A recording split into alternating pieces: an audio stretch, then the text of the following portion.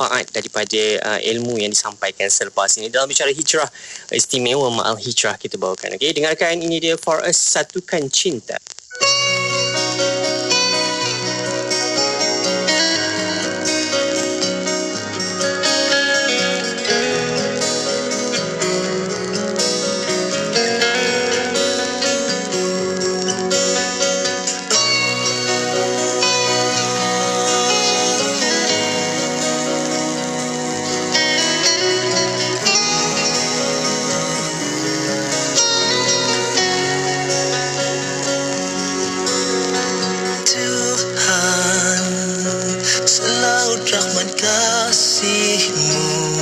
Sejuta keampunanmu tak mampu ku hitung.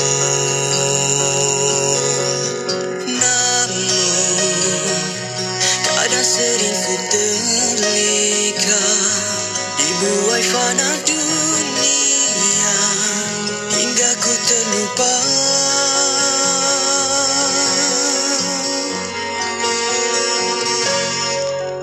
Tuhan, satukan aku dengan cinta dan kasih-Mu. Tetapkan ku di jalan lurus-Mu agar bahagia selalu.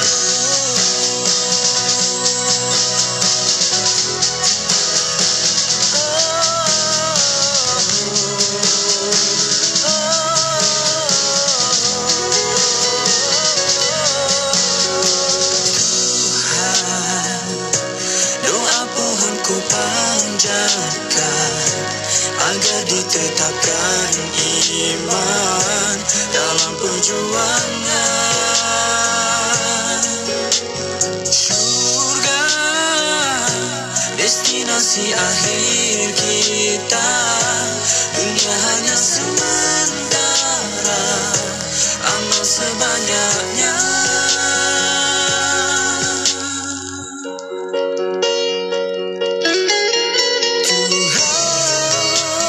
Satukan aku dengan cinta dan kasih-Mu. Tetapkan ku di jalan lurus-Mu agar bahagia selalu.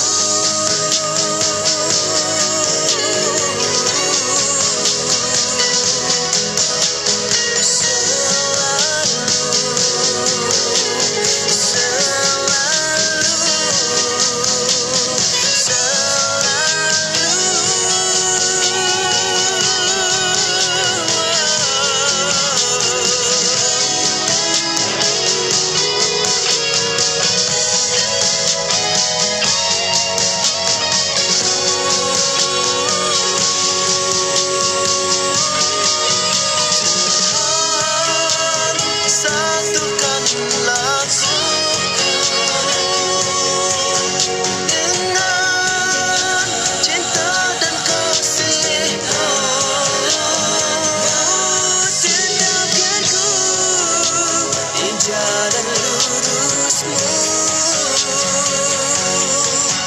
agar bahagia selalu.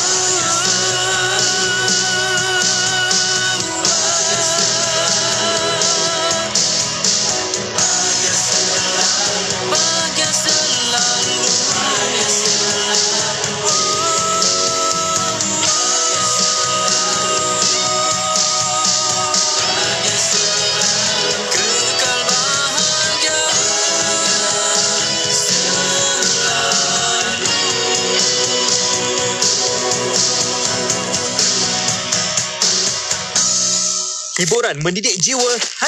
Daripada Sa'ad bin Abi Waqqas berkata, dia mendengar Rasulullah sallallahu alaihi wasallam bersabda, "Inna Allah yuhibbul 'abd at-taqiyyal ghaniyal khafi." Maksudnya, Sesungguhnya Allah mencintai hamba yang bertakwa, kaya dan menyembunyikan amalan sedekah dan ibadahnya hanya kerananya. Hadis riwayat Muslim. Hijrah mencipta keagungan. Buat pertama kalinya dalam sejarah, hijrah telah membawa kepada penubuhan negara dan pemerintahan Islam di Madinah khasnya dan bumi Arab amnya. Rasulullah SAW telah berjaya membentuk perpaduan di kalangan puak Muhajirin dan Ansar, telah dilantik sebagai ketua negara. Baginda telah berjaya menyatukan ummah melalui syiar Islam. Di Malaysia hari ini pula, kita mempunyai pemimpin yang telah banyak melakukan transformasi kepada kesejahteraan hidup rakyat. Ya Zal Jalali wal Ikram, Ya Zal Jalali wal Ikram, Ya Zal Jalali wal Ikram, amitna ala dinil Islam. Ya Zal Jalali wal Ikram, Ya Zal Jalali wal Ikram, Ya Zal Jalali wal Ikram, amitna ala dinil Islam.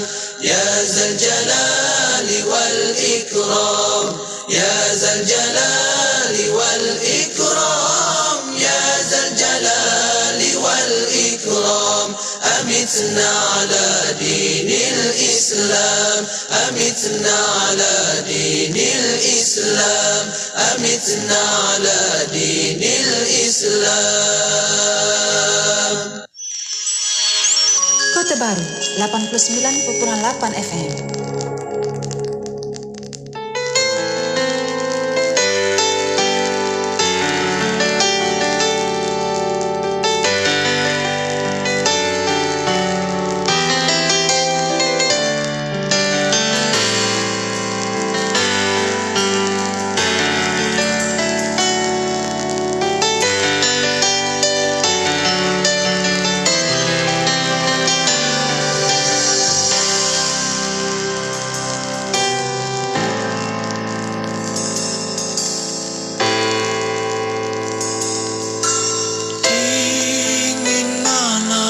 Menusuk tulang insan dan kesejukan dan ketakutan, sayang dibalut kegelisahan, mengiringi suatu perjalanan, meninggalkan kota penuh kegelapan, menuju ke kota cahaya kebenaran.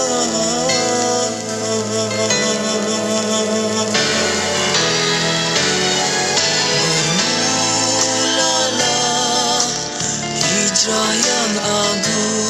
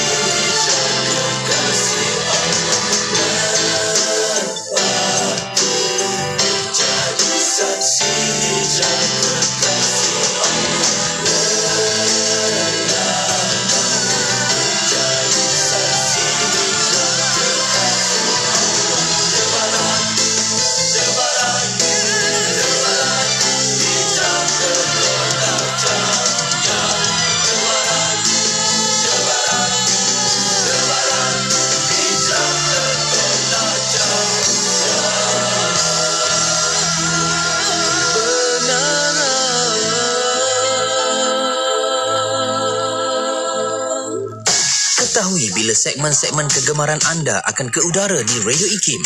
Layari www.ikim.my dan klik di ruangan radio. Terdapat juga info-info menarik mengenai personaliti-personaliti Radio IKIM.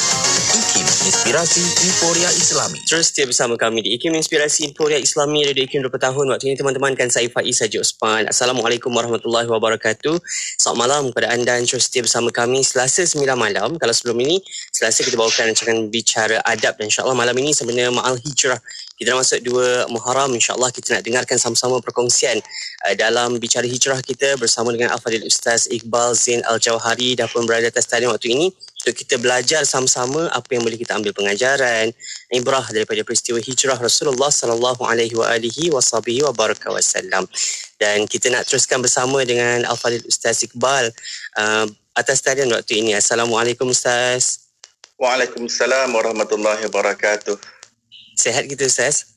Alhamdulillah, syukur. Apa khabar DJ Faiz? Saya sihat, Alhamdulillah. InsyaAllah.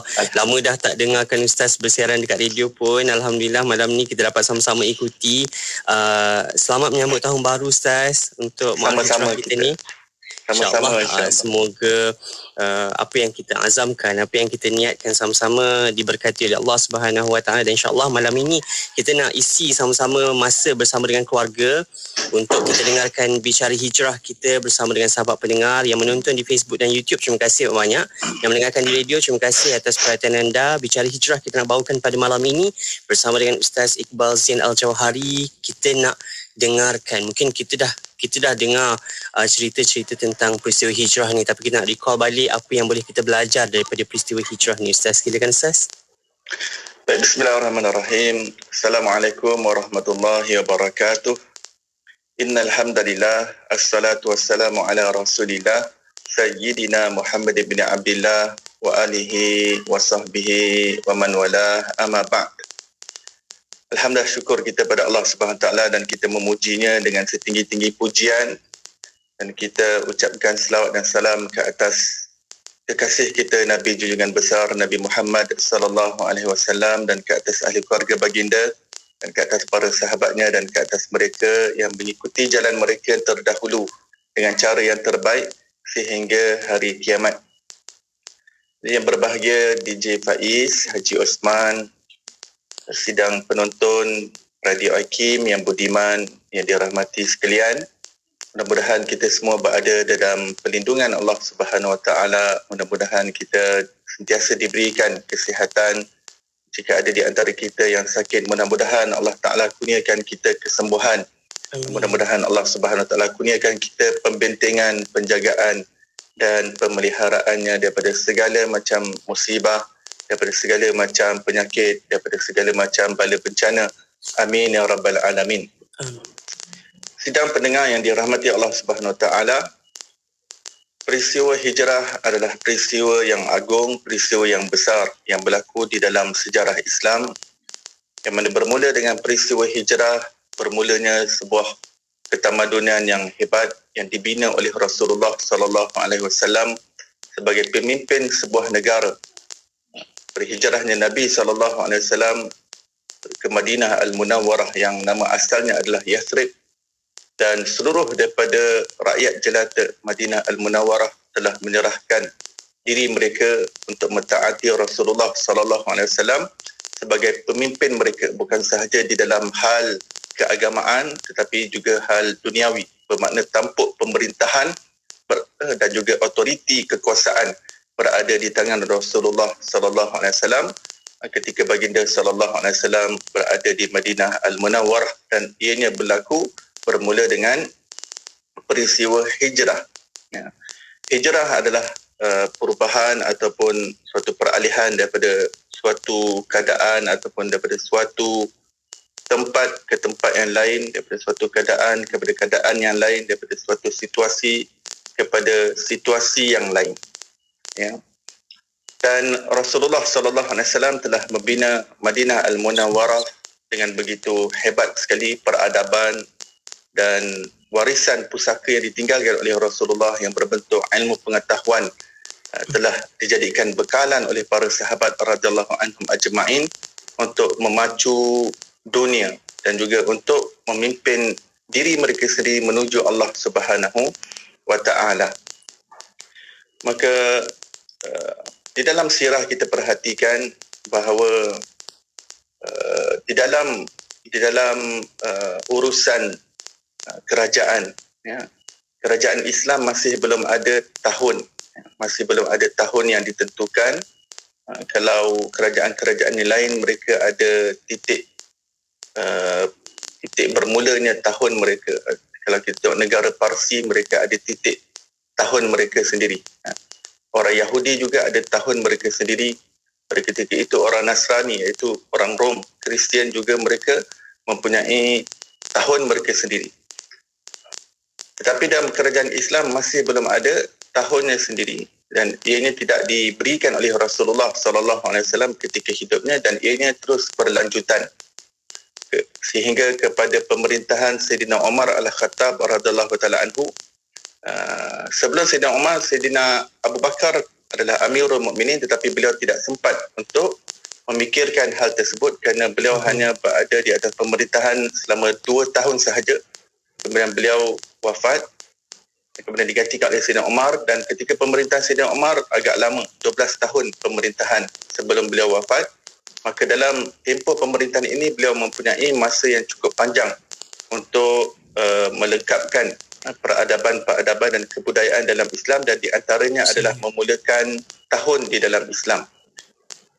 Dan tambahan pula, para sahabat Nabi mereka memaklumkan kepada Sayyidina Umar bahawa surat-surat yang mereka hantar ke luar negara untuk mengajak dakwah, jika surat-surat dan warakah-warakah tersebut tidak ada ditulis tahun, kalau hanya ditulis tarikh tidak ada tahun, maka nilai warakah itu tidak dipandang oleh kerajaan luar. Jadi mereka mengharap kalau Sayyidina Umar dapat mengadakan juga tahun, kerana tarikh itu sudah ada.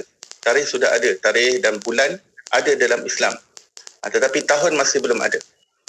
Maka Sayyidina Umar telah mengumpulkan para sahabat dan telah meminta pandangan daripada mereka, buah pemikiran daripada mereka, daripada mana mula sepatutnya hijrah ini hendak dimulakan. Kita nak mulakan tahun Islam ini, daripada mana? Jadi ada yang memberikan beberapa buah pandangan, beberapa syur, antaranya adalah ketika lahirnya Nabi SAW. Sahabat yang lain pula memberi pandangan ketika berlakunya peristiwa Isra' dan Mi'raj, dan beberapa pandangan yang lain diberikan oleh para sahabat. Termasuklah sebuah pandangan bermula daripada hijrahnya Nabi SAW. Ya. Maka kebijaksanaan Sayyidina Umar Al-Khattab radhiyallahu anhu untuk membuat keputusan apakah peristiwa yang terbaik untuk dijadikan sebagai tanda permulaan, sebagai tanda aras kepada tahun Islam ini dapat digambarkan dan dapat dilihat dengan keputusan dan kebijaksanaannya memilih hijrah sebagai peristiwa untuk diabadikan sebagai tahun Islam. Peristiwa hijrah. Dan banyak lagi peristiwa besar yang lain dalam Islam. Tapi Sayyidina Umar Al-Khattab radhiyallahu taala anhu memilih hijrah sebagai bulan Islam. Ini saya tegaskan di sini, baginda bukan berhijrah ke Madinah daripada Mekah itu pada bulan Muharram. Ya. Beliau berhijrah bukan daripada bulan Muharram. Bahkan beliau tiba di Madinah Al-Munawwarah, kalau tak silap saya, pada bulan Rabiul Awal. Ya, bulan Rabiul Awal. Jadi Muharram itu bukan bulan baginda sallallahu alaihi wasallam berhijrah ataupun bulan baginda sallallahu alaihi wasallam tiba di Madinah Al-Munawwarah. Tetapi kenapa bulan Muharram ini dijadikan sebagai tanda hijrah? Suatu persoalan di sini. Ya. Baik. Disebabkan bulan Muharram daripada sebelum Sayyidina Umar, maksudnya pada zaman Rasulullah lagi, di kalangan orang Arab sendiri, bulan Muharram itu memang dijadikan bulan yang pertama dalam tahun. Dalam setahun, Muharram itu adalah bulan yang pertama. Ya. Jadi apabila Sayyidina Umar Al-Khattab radhiyallahu anhu mengadakan mengadakan tahun Islam, maka kebelakangan kemudian umat Islam apabila nak sambut peristiwa Al-Hijrah, mereka sambut pada bulan Muharram. Ya. Kenapa tak sambut bulan Rabiul Awal padahal Rasulullah hijrah pada bulan Rabiul Awal? Jadi sudah tentu para ulama mempunyai alasannya, sebab Rabiul Awal itu sudah dipenuhi dengan sambutan peristiwa-peristiwa yang lain yang lebih penting, iaitu kelahiran Rasulullah sallallahu alaihi wasallam. Jadi bersempena dengan Muharram itu adalah bulan yang pertama dalam tahun. Jadi masuk dalam tahun yang baru, dia bermula dengan Muharram. Sebab apabila perpindahan tahun, sebab dah mula tahun Islam, nak pindah daripada satu tahun ke tahun yang baru, dia ditandai dengan bulan Muharram. Bulan yang terakhir adalah Zulhijjah. Tak silap saya, adalah Zulhijjah. Minta maaf.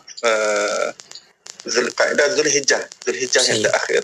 Kemudian kita masuk dalam bulan Muharram. Ya.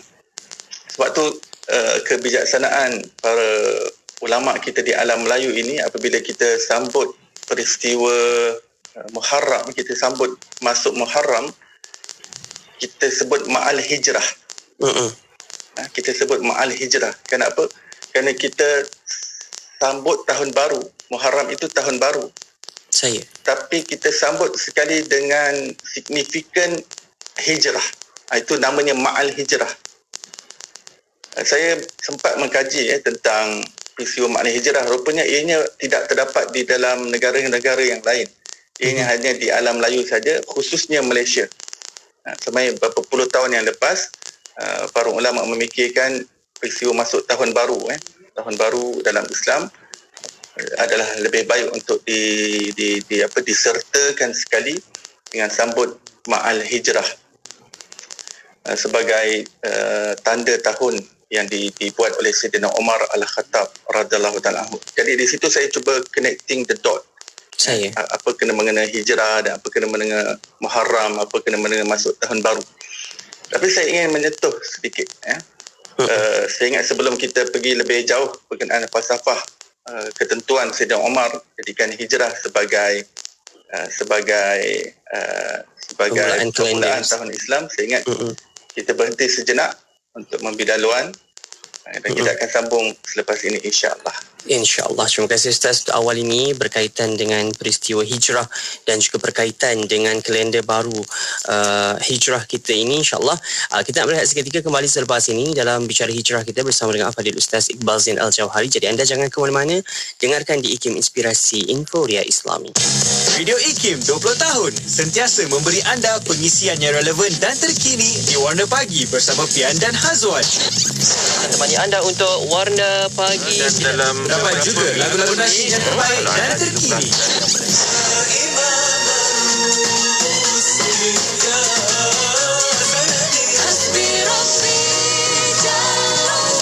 Radio IKIM 20 tahun sentiasa relevan dan terkini.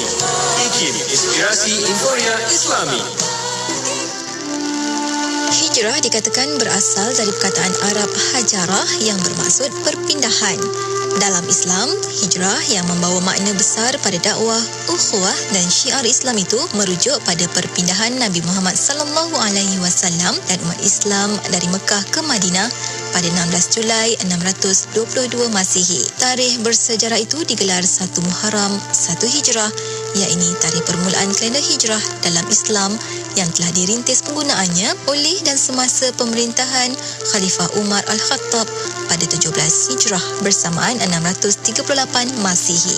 Di Malaysia, 1 atau awal Muharram yang lebih dikenali sebagai Ma'al Hijrah merupakan hari cuti umum dan umat Islam mengadakan solat sunat di masjid-masjid seluruh negara dalam menyambut kedatangannya. Radio IKIM 20 tahun sentiasa memberi anda informasi terkini, kisah dan tauladan yang memberi inspirasi dan sentiasa menjadi radio Islami nombor 1 anda. Terima kasih atas sokongan. Radio IKIM 20 tahun sentiasa relevan dan terkini. Terus dengarkan kami tak kira mana juga anda berada. Waktu ini teman-teman kan saya Faiz Haji Osman untuk bicara hijrah. Kita bawakan untuk khas Ma'al Hijrah kita tahun 1443 Hijriah bersamaan dengan Al-Fadhil Ustaz Iqbal Zain Al-Jauhari. Kita dah dengarkan tadi berkaitan antara antara permulaan tahun hijrah dan bagaimana Sayyidina Umar Al-Khattab menetapkan tarikh untuk permulaan kalender Islam itu, insya-Allah kita nak sambung lagi berkaitan dengan perkara itu bersama-sama dengan Ustaz Iqbal. Jadi anda yang menonton di Facebook dan juga menonton di YouTube, terima kasih atas perhatiannya dan share. Semoga ramai beroleh ilmu dan juga manfaat perkongsian kita pada malam ini. Silakan Ustaz untuk sambungan kita tentang peristiwa hijrah dan juga perkaitan kalender hijrah kita ni. Ustaz, silakan. Baik, terima kasih DJ Faiz. Sidang pendengar Radio Hakim yang dirahmati, yang dikasihi, yang dicintai oleh Allah Subhanahu Wa Taala sekalian. Seperti mana yang saya sebutkan tadi, Sayyidina Umar Al-Khattab radhiyallahu anhu ketika menjadi Amirul Mukminin telah membuat keputusan untuk memulakan tahun Islam dengan peristiwa hijrah.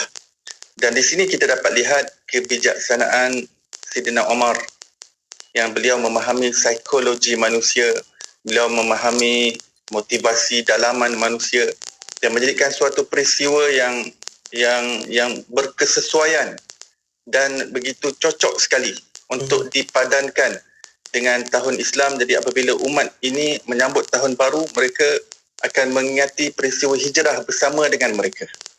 Ya. Sebab kita bila sebut tahun Islam, pasti akan ada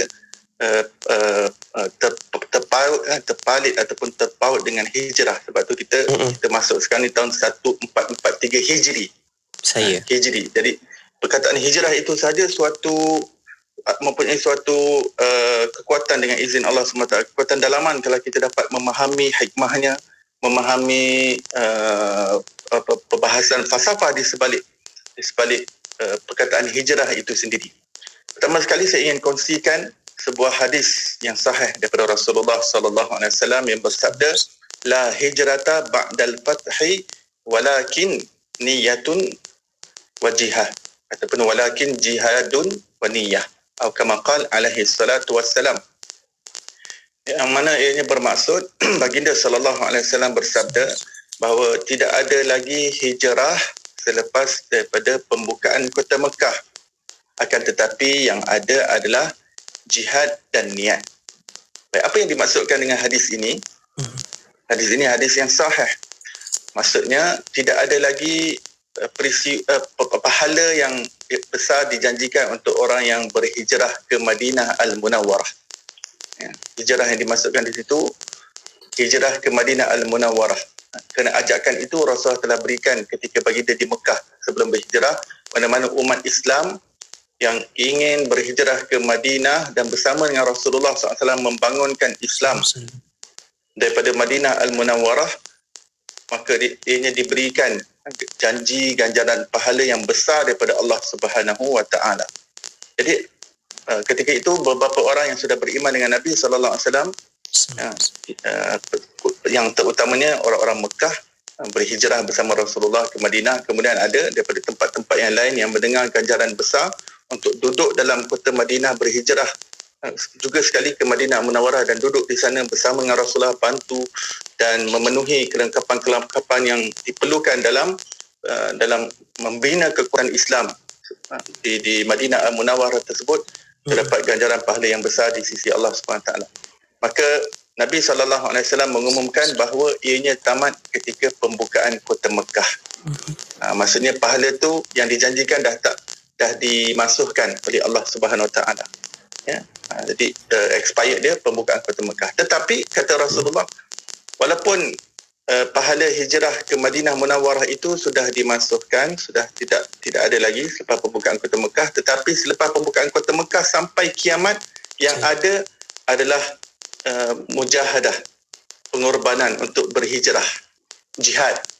Jihad di sini bukan sahaja bermaksud perang, ya, bukan bermaksud angkat senjata, angkat pedang dan tumpahkan darah orang lain semata-mata, tidak. Jihad mempunyai konsep dan juga makna yang luas, pengertian yang mendalam dalam agama kita. Hatta apabila kita menuntut ilmu, itu jihad. Apabila kita cuba untuk nak betulkan akhlak kita, itu adalah suatu jihad. Apabila kita untuk nak berubah diri kita daripada satu poin kepada poin yang lain, daripada satu fasa kepada fasa yang lain, daripada satu tingkatan nafsu kepada nafsu yang lain. Nafsu kita ini pun secara psikologi dalam ilmu tasawuf membincangkan ia ini boleh berubah daripada tingkatan nafsu yang bawah iaitu amarah bisu naik kepada nafsul lawamah. Daripada nafsul lawamah boleh berhijrah naik tingkat lagi yang lebih tinggi iaitu nafsul mulhamah. Daripada nafsul mulhamah kepada nafsul mutmainnah, jiwa yang tenang. Daripada nafsul mutmainnah kepada nafsul radiyah. Daripada nafsul radiyah berhijrah kepada nafsul mardiyah. Daripada nafsul mardiyah berhijrah kepada yang lebih sempurna, yang lebih tinggi iaitu nafsul kamilah. Bermaksud jiwa yang sempurna, jiwa yang benar-benar yang bermakrifat, yang benar-benar mengenal Allah Subhanahu wa taala. Jadi itu semua memerlukan pengorbanan. Perlukan pengorbanan. Seseorang ingin berhijrah pemikirannya, ingin berhijrah hatinya, berhijrah kalbunya, berhijrah nafsunya, berhijrah akhlaknya, berhijrah adabnya kepada yang lebih baik lagi. Segalanya itu adalah jihad. Segalanya itu adalah jihad. Kerana itu Rasul kata yang ada selepas daripada pembukaan Kota Mekah adalah jihad. Maksudnya jihad itu juga termasuk dalam makna hijrah. Baginda rakamkan sekali. Ya, hijrah sudah terbatal dengan pembukaan Kota Mekah, tetapi jihad ada. Maksud jihad itu ianya berada dalam konteks hijrah. Ia masih berada di dalam ruang lingkup makna hijrah. Di suatu pengertian yang mendalam di dalam agama kita. Subhanallah. Dan kerana itu dalam sebuah riwayat menyebutkan bahawa apabila para sahabat balik bersama Rasulullah daripada peperangan, maka baginda SAW diriwayatkan bersabda bahawa kita balik daripada jihad yang kecil menuju jihad yang besar. Raja'na minal jihadil asghar ilal jihadil akbar. Maka para sahabat kehayranan, ya Rasulullah, kita bawa balik daripada sebuah pertempuran, peperangan yang hebat. Kita balik ke rumah kita. Kita nak jumpa keluarga kita semula, family kita. Bagaimana kita balik ke jihad yang besar? Rasulullah SAW menjawab, jihadun nafs, iaitu jihad nafsu. Kerana jihad nafsu itu lebih besar lagi. Nafsu itu kata Rasulullah adalah musuh kamu yang paling ketat sekali. Musuh kamu yang lebih ketat berbanding syaitan. Kerana syaitan itu tipu dayanya sebenarnya hakikatnya lemah kalau nak dibandingkan dengan gejolak nafsu kamu sendiri. Tarikan jahat daripada nafsu kamu yang tidak ditarbiah, nafsu yang tidak dididik untuk nak bermujahadah. Nafsu itulah dia nak malas, nafsu itu dia nak liat, nafsu itu dia nak relax, nafsu itu dia nak rehat, nafsu itu dia nak tidur, nafsu itu dia nak makan dan makan dan makan, minum dan minum dan minum. Itu nafsu. Bila patutnya dia sembahyang di awal waktu, tapi nafsunya dia malas, dia liatkan, dia lambatkan, dia lewatkan. Dan semuanya itu perlukan jihad. Hatta untuk sembahyang di awal waktu itu juga memerlukan jihad.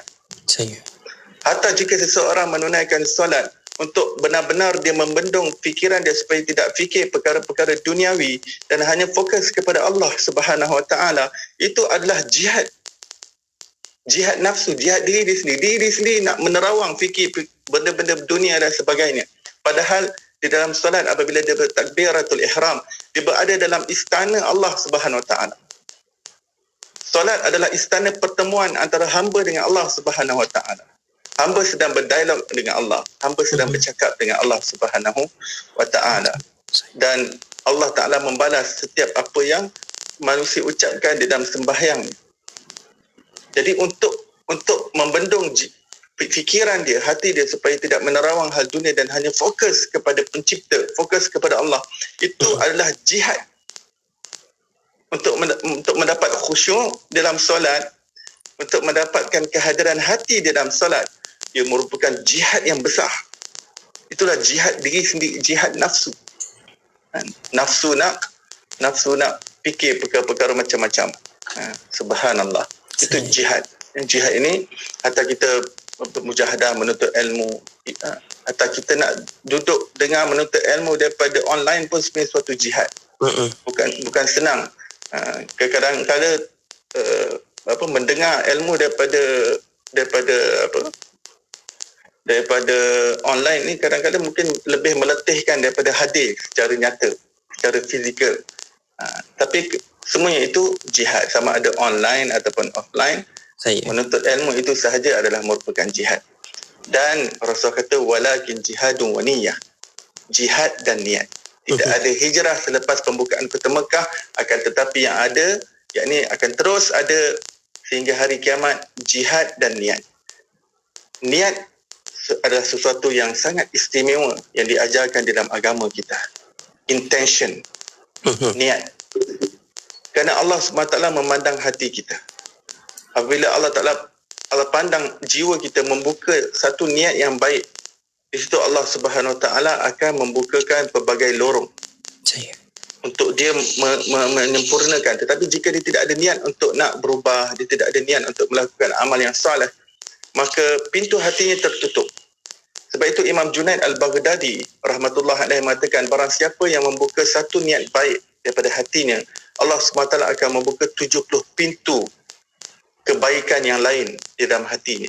Dan barang siapa yang membuka satu pintu niat kejahatan dalam hatinya, maka Allah bukakan pula 70 pintu kejahatan dalam hatinya. Sebab tu niat ini dia berkaitan dengan keinginan jiwa kita. Keinginan kita inilah yang menjadi ujian di dalam dunia ini. Sebab alam dunia ini segalanya adalah kesan perbuatan Allah Subhanahu Wa Taala. Dan kita kena faham alam ini segalanya kesan perbuatan Allah, dan kita sedang diuji oleh Allah Subhanahu Wa Taala dengan keinginan-keinginan, ke mana kita nak halakan keinginan kita. Kita nak halakan keinginan kita kepada perkara yang diredai oleh Allah Subhanahu Wa Taala ataupun perkara yang tidak diredai oleh Allah Subhanahu Wa Taala. Dan kita perlu faham apa saja yang kita lakukan, semuanya la haula wala quwata illa billah. Kita buat benda baik pun, segalanya itu dengan kekuatan Allah. Kalau kita buat benda jahat pun, itu pun dengan izin, dengan kekuatan Allah Subhanahu Wa Taala. Tetapi kenapa manusia diazab, dihisab, dihitung di hari akhirat, sedangkan segala alam ini adalah kesan perbuatan Allah, Allah yang tentukan, Allah yang tetapkan, Allah yang gerakkan segala-galanya. Tidak ada daya upaya manusia, tidak ada kekuatan kecuali dengan Allah, la haula wala quwata illa billah. Jadi kenapa manusia masih diazab? Al-Quran sendiri menyatakan, kerana man aradal akhirah fasa'alaha. Barang siapa yang ada keinginan kepada akhirat dan berusaha kepadanya, maka kami hargai keinginannya dan kami balas dengan syurga. Dan waman aradal ajilata fa'ajjalna lahu ma nasha'u liman nurid thumma ja'alna lahu jahannama madhmuman madhura.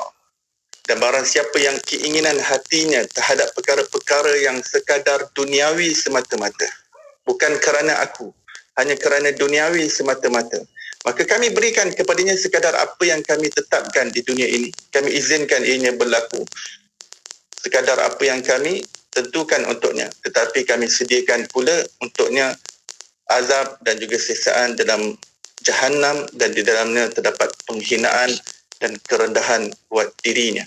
Maka di dalam ayat ini, dalam surah Al-Isra, kedua ayat yang saya baca tadi adalah dalam surah Al-Isra, ya, jelas menunjukkan bahawa tempat Allah Ta'ala pandang kita adalah hati kita, kalbu kita. Di situ tempat keinginan kita. Jadi apa yang diajar oleh Rasulullah SAW untuk sentiasa perbaiki hati kita. Dan dalam memperbaiki hati kita itu, kita kena sentiasa pasang niat-niat yang baik. Pertama sekali, kita kena sangka baik kepada Allah Subhanahu Taala dan sangka baik kepada sekalian makhluk Allah Subhanahu wa Taala. Apabila kita sudah bersangka baik dengan Allah dan sangka baik dengan makhluk Allah Subhanahu Taala, dan kita sentiasa pasang niat yang baik untuk sentiasa menjadi lebih baik, menjadi hamba Allah yang lebih baik, untuk menjadi khalifah Allah yang lebih baik di atas muka bumi ini, untuk menjadi suami yang lebih baik, untuk menjadi isteri yang lebih baik, untuk menjadi anak yang lebih baik, untuk menjadi ibu bapa yang lebih baik, untuk menjadi jiran yang lebih baik, untuk menjadi anak saudara yang lebih baik, untuk menjadi pakcik, makcik yang lebih baik, untuk menjadi sepupu yang lebih baik, untuk menjadi pekerja yang lebih baik, atau untuk menjadi majikan yang lebih baik. Maka manusia sentiasa letakkan niat-niat yang baik di dalam hatinya. Kerana niat tersebut selain ianya berkait rapat dengan keinginan, ia berkait rapat dengan azam, dia berkait rapat dengan tekad, dia berkait rapat dengan kemahuan yang jitu di dalam hati. Sehingga di dalam sebuah hadis yang sahih riwayat Siti Aisyah radhiyallahu anha, yang juga terdapat dalam Riyadhus Salihin, bahawa manusia akan mati dan semua akan mati.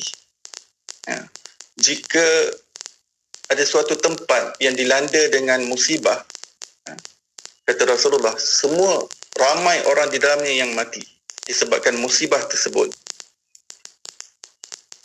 Maka Sayyidina Aisyah mengatakan, musibah tersebut melanda semua orang yang baik dan orang yang jahat ke ya Rasulullah? Rasulullah kata, ya, musibah itu melanda semua orang. Yang jahat pun kena, yang baik pun kena, yang saleh pun kena, yang taleh pun kena. Semua, yang zalim pun kena, yang dizalimi pun kena musibah tersebut. Ya. Maka Sayyidina Aisyah bertanya, ya Rasulullah, jadi apakah perbezaan mereka? Apakah perbezaan mereka di sisi Allah? Sebab semua kena, tak kira siapa. Maka Rasulullah SAW mengatakan, perbezaan mereka adalah apabila mereka dibangkitkan di hari akhirat kelak, mereka dibangkitkan di atas niat apa yang berada dalam jiwa mereka ketika mereka meninggal dunia. Ya. Sebab itu hati kita ni kena niat yang baik-baik sahaja. Sentiasa niat kita sentiasa pasang niat untuk nak berubah. Kalau kita jenis orang yang panas baran, kita mesti ada niat untuk jadi orang yang bukan panas baran. Seorang yang panas baran, tetapi dia tidak pernah pasang niat, saya nak mengubati penyakit panas baran saya. Seorang yang tinggi ego dia, tapi dia tidak pernah pasang niat untuk merawat penyakit ego dia, maka pintu untuk dia berubah adalah lebih sempit lagi. Berbanding seseorang yang diagnos diri dia mengetahui bahawa dirinya ada penyakit. Dia jenis orang panas baran, cepat menengking, cepat mengherdik, cepat nak marah, cepat ego tinggi dan sebagainya. Dia tahu dia mempunyai penyakit tersebut. Dia diagnos diri dan dia tahu dia perlu berubah. Dan dia pasang niat. Bila dia pasang niat untuk berubah dan dia berusaha. Sebab tadi ayat dalam surah Isra, Allah mengatakan, وَمَنْ أَرَادَ الْآخِرَةِ فَسَعَالَهَا. Barang siapa yang berkeinginan akhirat dan dia berusaha ke arahnya. Bukan sekadar niat. Apabila niat, sekarang dia berusaha pula bagaimana dia dapat menyempurnakan apa yang diniatkan, niat-niat yang baik tersebut.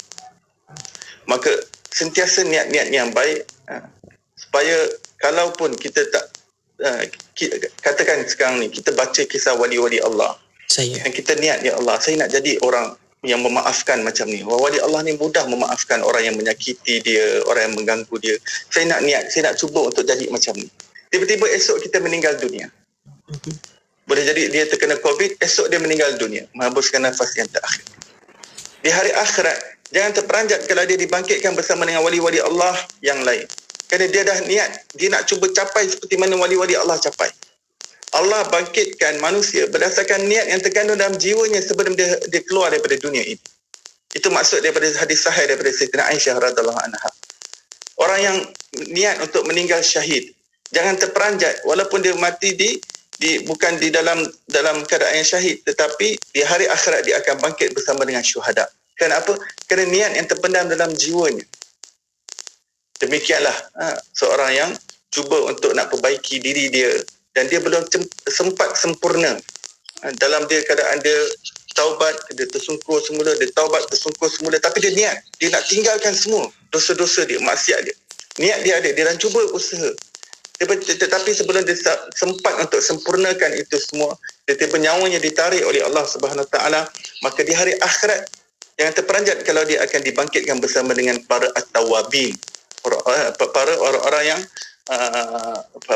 yang sentiasa bertaubat, orang-orang yang telah dibersihkan dosanya oleh Allah Subhanahu Wa Taala. Maka sebelum kita tinggalkan dunia ini, kita kena banyak pasangkan niat. Kita tak tahu bila kita akan berakhir, bila ajal akan tiba. Pada buat masa ini, ajal boleh tiba pada bila-bila masa sahaja. Sejak zaman dahulu pun begitu, lebih-lebih di zaman COVID, ajal boleh tiba bila-bila masa sahaja. Tapi jangan sampai kita berputus asa daripada Allah, jangan sampai kita berpatah harap daripada Allah, jangan sampai kita bersangka buruk kepada Allah Subhanahu Wa Taala. Pasang niat yang baik dan sentiasa sangka baik kepada Allah. Apa maksud sangka baik? Allah hanya bagi kebaikan kepada orang mukmin apabila dia bersabar dengan apa yang dihadapi, situasi yang sedang dia berdepan dengannya. Dia sentiasa bersangka baik bahawa Allah berikan ganjaran pahala dengan kesabaran dia, dengan reda di atas ketentuan Allah Ta'ala. Allah ampunkan dosa-dosa dia. Jangan sekali-kali bersangka buruk, oh Allah ni dah tak sayang aku dah. Oh Allah dah tak sayang umat Nabi Muhammad. Oh Allah dah tak sayang umat manusia, sebab tu diberikan musibah. Jangan sekali-kali. Orang mukmin apabila dia bersabar dengan apa yang Allah Ta'ala bagi kepada dia, Allah bagi ganjaran pahala yang besar untuk dia. Dan Rasulullah di alam barzakh sangat bergembira dengannya. Maka kerana itu Rasulullah sallallahu alaihi wasallam bersabda, la yamutunna ahadukum hatta yuhsinna zanna billahi azza wa jal. Jangan sekalian salah seorang daripada kamu mati selain kamu bersangka baik kepada Allah Subhanahu wa taala. Sangka baik kepada Allah, Allah terima taubat kita. Kita jangan tersangkut dengan zaman silam kita. Allah ni terima ke tak taubat aku ni? Zaman silam aku ni teruk sangat. Zaman silam aku ni jahil, gelap sangat. Allah ni boleh terima. Kita jangan lagi bersangka buruk pada Allah. Kita apabila sudah bertaubat kepada Allah, kita bersangka baik bahawa Allah ampunkan dosa-dosa kita yang lalu. Sekarang kita fikirkan bagaimana masa yang masih ada pada saat ini kita dapat gunakan untuk terus mendekati Allah Subhanahu Wa Taala, untuk bertakarub kepada Allah Subhanahu Wa Taala. Kalau peristiwa hijrah pada hari ini kita dapat berubah walaupun satu perkara, itu suatu perkara yang baik. Kalau sebelum ini kita sembahyang lewat waktu, kalau kita dapat niat berhijrah dan kita cuba kotakan dengan sedaya mungkin bahawa kita nak sembahyang di awal waktu, itu saja sudah besar dan bernilai untuk diri kita. Daripada langsung kita tak mau berhijrah apa-apa daripada hidup kita. Kalau sebelum ini kita banyak fikir tentang dunia dalam solat kita, sekarang kita ingin berhijrah untuk nak khusyuk dan hadir hati dalam solat, maka ini adalah suatu nikmat dan anugerah yang besar yang kita dapat ambil daripada peristiwa hijrah. Jangan sampai kita sentiasa berada di takut yang lama. Pada umur kita lepas balik umur 20 tahun, kita sembahyang banyak fikir dunia. Sekarang kita dah beranak pinak, dah umur berapa puluh tahun, tapi kita masih berada dalam keadaan takut yang lama, masih banyak fikir tentang dunia. Maksudnya kualiti solat kita masa umur muda dan ketika dewasa tua sama sahaja.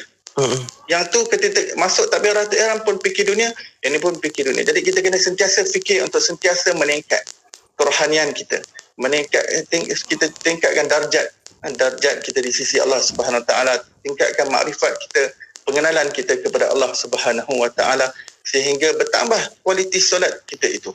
Mudah-mudahan Allah Subhanahu Wa Taala kurniakan kita kekuatan dalaman untuk kita sentiasa berniat dengan niat-niat yang baik dan sentiasa bersangka baik kepada Allah Subhanahu Wa Taala. Apapun yang berlaku kepada kita dan keluarga kita, dan apa saja yang berlaku kepada negara kita dan alam ini, atas seluruh dunia dan cakrawala, segalanya itu adalah ketetapan Allah, dan kita sedikit pun tidak akan putus asa daripada Allah Subhanahu Wa Taala. Tidak ada dalam kamus seorang mukmin untuk berpatah harap, untuk berputus asa daripada Allah. Apa yang ada dalam kamus kita adalah hanya meletakkan segala persangkaan dan harapan yang baik kepada Allah Subhanahu Wa Taala. Dialah yang menggenggam segala-galanya, dialah yang menentukan segala-galanya, dialah yang maha bijaksana, dialah yang maha mengetahui dan pengetahuannya meliputi segala-galanya. Maka kita berada di dalam genggaman kekuasaannya yang baik. Amin. Amin ya rabbal alamin. Mudah-mudahan Allah kurniakan kita semua husnul khatimah, kesudahan yang baik, dan mudah-mudahan Allah Ta'ala jauhkan kita semua daripada su'ul khatimah. Allah hindarkan kita semua daripada kesudahan yang buruk. Amin. Amin ya rabbal alamin. Terima kasih banyak Ustaz untuk perkongsian kita pada kali ini berkaitan dengan hijrah, berkaitan dengan jihad dan juga perubahan niat kita, insya-Allah. Macam Ustaz kongsikan tadi, semoga ada perubahan-perubahan dan azam baru yang boleh kita sematkan, yang boleh kita titipkan untuk perubahan diri kita. Kita mula, kalau tak boleh permulaan yang besar, kita mula dengan permulaan yang kecil, kan? Kaedah pun menyebut tak boleh buat semua, jangan tinggal semua. Kita mula sikit-sikit, insya-Allah.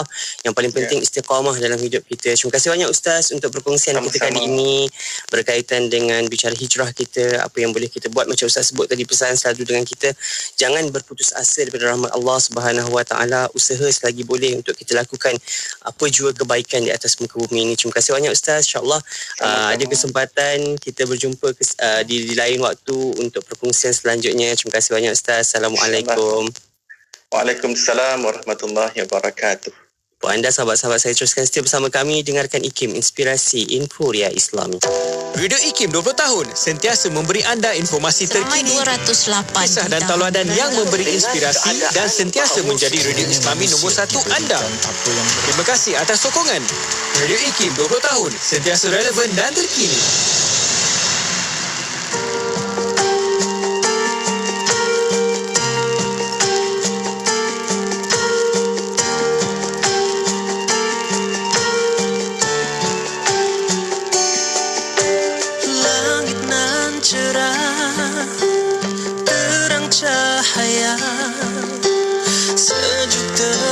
rasa tenang bahagia, sinar mentari kian menjelma, tanda ceria, gembira. Tuhan, mengapa sembunyikan mentari? Datang ribut yang melanda tanpa henti. Rupanya betapa indah sang pelangi yang mengganti. Terukir indah lukisan jiwa, menjejak rasa hati bergema, menyelam kata penuh bermakna. Adakah kekal selamanya? Engkau berjuang menahan derita, redupkan duka yang semakin gelora. Tangan yang mengulur di biar rahsia kerananya.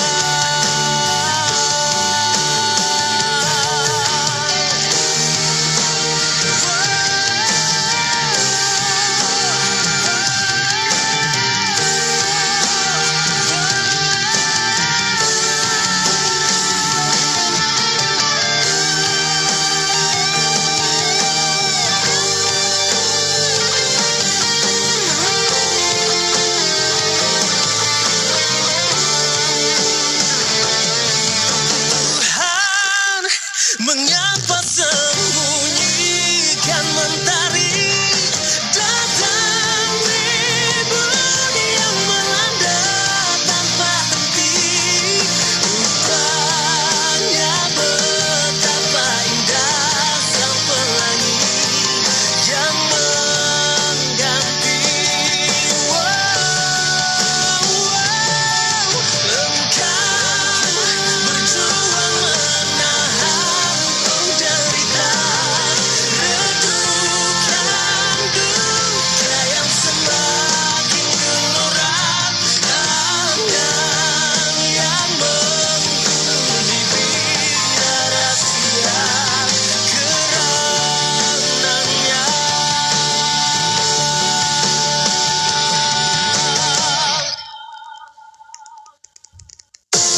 Ikuti laman Facebook IKIM FM untuk menonton sesi live segmen-segmen terbaik Radio IKIM. Jika anda terlepas, anda masih lagi boleh menonton semula segmen-segmen terbaik Radio IKIM. Like kami di Facebook sekarang. IKIM, Inspirasi Inforia Islami.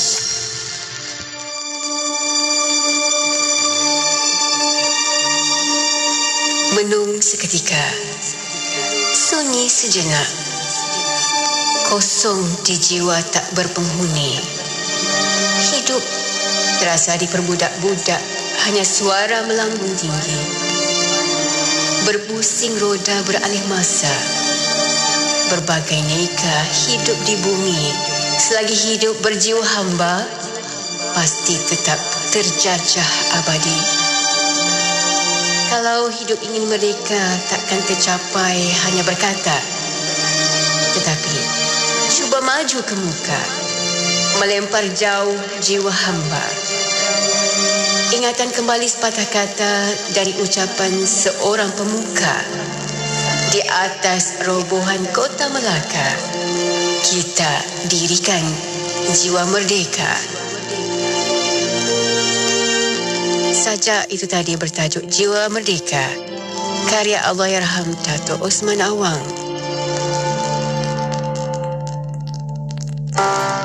Orang-orang yang benar-benar soleh dan mukmin adalah orang yang beriman kuat di dalam hati, dalam waktu yang sama memiliki amal yang segunung, dan insya-Allah dengan redha Allah Subhanahu wa taala dia akan masuk ke dalam syurga dalam keadaan selamat, tenang dan bahagia.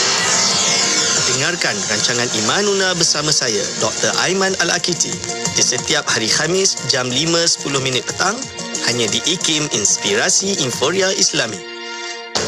IKIM telah memenangi Anugerah Buku Negara 2018 bagi kategori buku terjemahan terbaik melalui buku Kecelaan Tipu Daya, iaitu Dam Al-Ghurur, terjemahan Encik Muhammad Asam Ahmad, Fellow Kanan IKIM. Buku ini merupakan bab ke-30 daripada kitab Ihya Ulumuddin karangan Imam Al-Ghazali. Penyakit tipu daya ini berpunca daripada kecenderungan dan kecintaan melulu terhadap kehidupan dunia. Apa yang dibahaskan oleh Al-Ghazali dalam kitab ini sentiasa kekal dan segar, dan segala tunjuk ajar, teguran dan bimbingan beliau masih berguna hingga ke hari ini. Dapatkan buku ini, layari www.ikimniaga.my dengan harga RM45 atau hubungi unit pembangunan ekonomi di talian 03 6204 6389 atau 387. Dari kecil, ayah adalah segalanya bagi saya. Apa yang ayah buat, saya pun buat. Ayah minat melukis, saya pun minat. Ayah suka manisan, saya pun suka. Ayah suka makan apa saja, saya pun sama. Sehinggalah ayah didapati tidak lagi sihat seperti dulu. Kini, saya memilih gaya hidup serta pemakanan yang lebih seimbang. Begitu juga dengan ayah. Untuk nasi, kami memilih beras Faiza Taj Mahal. Ia lebih sesuai untuk kami sekeluarga. Amalkan gaya pemakanan yang lebih sihat dari sekarang. Beras Faiza Taj Mahal, kurang kanji serta tinggi serat. Petik buah rambai, panjat pokok duku. Mari ramai-ramai, bacalah buku. Segera dapatkan buku-buku terbitan IKIM di laman sesawang IKIM Niaga di www.ikimniaga.my. Juga boleh melalui aplikasi Shopee dan Lazada. Cari IKIM Jarak Niaga. Hubungi 03-6204-6388 atau 389 untuk maklumat lanjut. Pelbagai tajuk buku yang menarik menanti anda. Ya Allah, bantulah kami ya Allah untuk bukakan pintu taubat untuk kami ya Allah. Kami sesungguhnya tidak mampu membuat kebaikan. Kami tidak mampu untuk berhenti daripada buat dosa kecuali mendapat taufik dan juga hidayah daripada-Mu ya Allah. Rupanya Allah melihat apa yang terlintas dalam hati kita. Allah bukan lihat apa yang kita lafazkan. Itu kan hadis Nabi sallallahu alaihi wasallam. Innallaha la yanzuru ila suwarikum wala ajsadikum wala amwalikum walakinnallaha yanzuru ila qulubikum wa a'malikum. Sesungguhnya Allah tidak melihat zahir kamu, rupa paras kamu, apa yang kamu lafaz dan sebagainya. Tetapi apa yang Allah lihat adalah hati kamu ketika kamu melafazkan istighfar tersebut. Subhanallah. Pelihara diri, didik hati, tarbiyah, usah berhenti. Terus dengarkan IKIM menerusi perkongsian tarbiyah setiap hari Jumaat pada pukul 10 pagi. Tentunya hanya di IKIM Inspirasi Inforia Islami. Dalam berhadapan suasana pandemik ini, pasti berlaku pelbagai bentuk gangguan emosi dan mental, antaranya kemurungan. Sebagai langkah pencegahan, jangan biarkan ahli keluarga atau rakan anda keseorangan melalui pandemik ini. Bantu mereka dengan kerap bertanya khabar dan menghubungi mereka. Luangkan masa untuk mendengar luahan rasa dan masalah mereka. Ambil serius tentang masalah yang mereka hadapi. Jangan mudah menghukum dengan masalah yang mereka lalui. Galakkan dan bantu mereka dapatkan penilaian dan rawatan profesional. Jangan biarkan mereka bersendirian. Kita jaga kita. Radio IKIM 20 tahun sentiasa memberi anda inspirasi, informasi yang relevan dalam kehidupan hari ini dan sentiasa memberi panduan Islami dengan cara yang terkini. Radio IKIM 20 tahun, inspirasi Inforia Islami.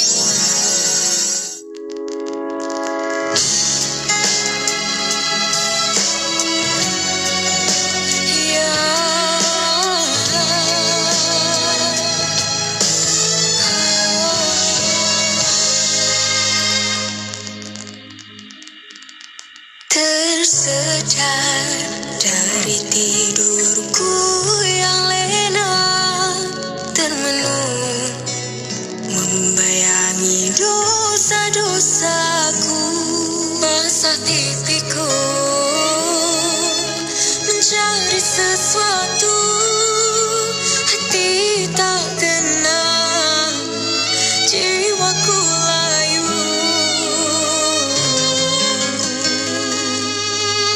Ya Tuhanku, berikan aku petunjuk.